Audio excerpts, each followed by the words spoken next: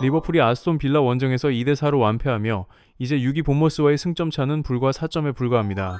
숫자상으로는 역전 가능성이 남아있지만 솔직히 말해 시즌 내내 리버풀을 돌아볼 때마다 비슷한 결론에 이르게 됩니다. 이번 경기의 전술적 문제를 논하기보다는 시즌 초부터 이어진 팀 상황과 구조적 배경을 살펴보는 것이 더 의미 있습니다. 지난 7월 디오고 조타의 불운한 부상으로 인해 많은 전문가들은 리버풀이 어려운 시즌을 보낼 것이라고 예측했습니다. 특히 선수들의 정신적 충격이 경기력에 미치는 영향은 무시할 수 없는 요소로 지적되었죠. 실제로 프리시즌 기간 동안 상담사를 훈련장에 배치한 클럽은 리버풀이 유일했습니다. 물론 조타 사건이 이번 시즌 부진의 면죄부가 되진 않지만 팬들의 불만에는 충분한 이유가 있다는 점도 명확합니다. 2024년 마이클 에드워즈가 스포츠 그룹의 축구 부문 책임자로 부임하며 클럽 운영에 큰 변화가 생겼습니다. 감독의 권한이 제한되고 리버풀은 매니저가 아닌 헤드코치 체제를 처음 도입했습니다. 에드워즈는 이전에 클럽 감독 시절 스포츠 디렉터 역할을 맡았던 경험이 있었습니다.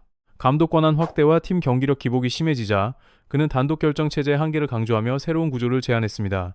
이후 리처드 휴즈가 스포츠 디렉터로 합류했고 첫 임무로 감독 후임자를 찾았습니다.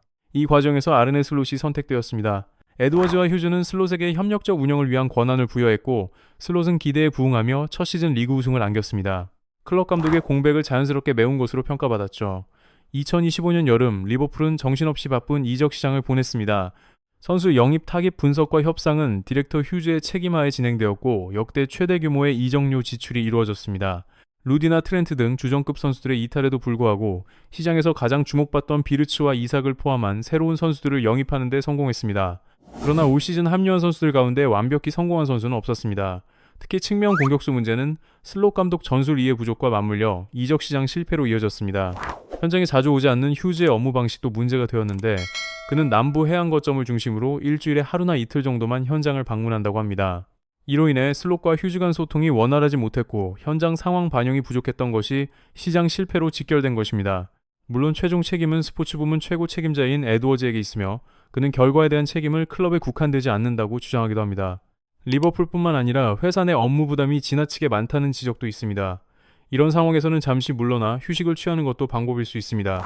팬들이 이전 이적 시장 전까지 구단주를 비판한 이유 중 하나는 선수 영입에 소극적이라는 것이었습니다. 그러나 지난 여름 리버풀은 단지 선수 영입에만 8억 원 이상을 투자하며 팬들의 비판을 잠재웠습니다. 솔직히 말해 팬으로서 이례적인 투자를 보고 흥분한 것도 사실이지만 그 결과는 만족스럽지 못했습니다. 물론 이러한 성과 부진이 구단주 개인의 잘못만은 아닙니다. 가장 큰 문제 중 하나는 팬과의 소통 부재입니다.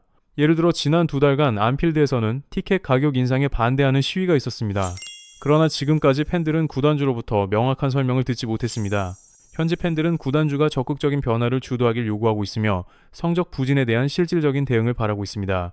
이 요구에는 슬롯 감독의 교체도 포함되어 있지만 구단주는 여전히 공식 입장을 밝히지 않고 있습니다. 팬들의 불만은 구단주가 슬롯 감독을 계속 지지한다는 반복적인 발언에 기인합니다. 시즌 중 감독의 거취를 논하는 것은 팀 분위기를 해칠 수 있으므로 적절치 않지만 현 시점에서 구단의 장기적인 방향과 팬들의 의견을 무시하는 것도 문제입니다. 축구산업은 본질적으로 팬을 기반으로 운영되며 팬 없이는 구단 존재의 의미가 사라집니다. 일반 기업과 달리 팬을 최우선으로 고려해야 하며 진정한 리버풀 팬들은 단순히 결과만 보고 감독 교체를 주장하는 것이 아닙니다.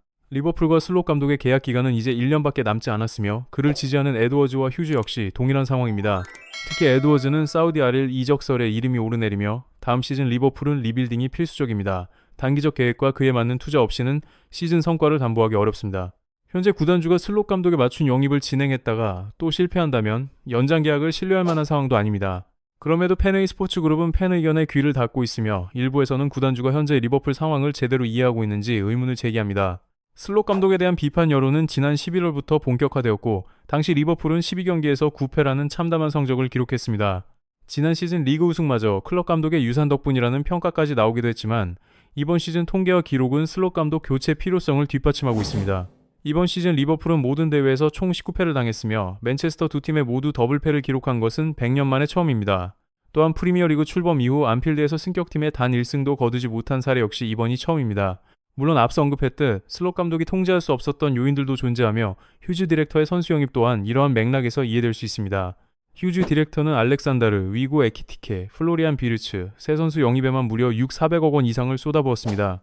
그러나 세 선수 모두 시즌 내내 크고 작은 부상으로 제대로 뛰지 못했고 세 선수가 함께 뛴 시간은 단 118분에 불과했습니다.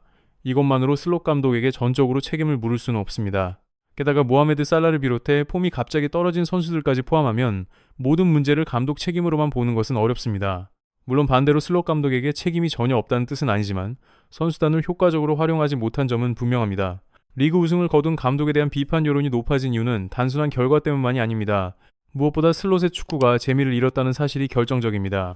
올 시즌 리버풀은 정체성을 상실했고 특유의 빠른 공격 전개는 찾아보기 힘들어졌습니다.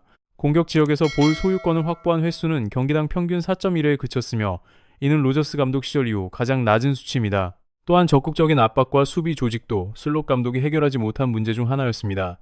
올 시즌 리버풀은 세트피스에서 페널티킥 제외 18실점을 기록하며 프리미어 리그 출범 이후 최다 실점 기록을 세웠습니다. 교체 선수 운용 또한 문제였습니다. 지고 있는 상황에서도 전술적 변화를 모색하기보다는 체력 안배 목적의 단순 교체가 잦았고 후보 선수 활용에도 지나치게 소극적인 모습이 드러났습니다. 주전 위주 의존 경향이 강했던 것이죠. 따라서 이번 시즌 부진을 슬롯 감독에게만 돌릴 수는 없습니다. 그러나 그의 책임이 작지 않다는 사실도 분명합니다. 선수단 자체를 살펴보면 부진한 선수들이 많았습니다. 살라와 맥칼리스터는 지난 시즌 대비 폼이 가장 떨어졌고 각포는 말할 것도 없으며 에키티케를 제외한 공격진 대부분이 제 역할을 하지 못했습니다. 흐라벤 역시 기대에 미치지 못한 시즌을 보냈습니다. 확실히 잘한 선수는 소보슬라이가 유일하며 그는 컵대 포함 13골 10도움을 기록했습니다. 반다이크 역시 주전으로서 제 역할을 수행했지만 대부분 주전급 선수들은 지난 시즌부터 과도한 경기를 소화했습니다. 지난 두 시즌간 출전 시간을 보면 반다이크 9, 298분, 흐라벤 8, 288분, 소보슬라이 8, 86분을 뛰었으며 살라, 호나테, 맥칼리스터까지 포함해 6명이 모든 대회에서 7분 이상을 소화했습니다. 이는 국가대표 경기 포함되지 않은 수치입니다.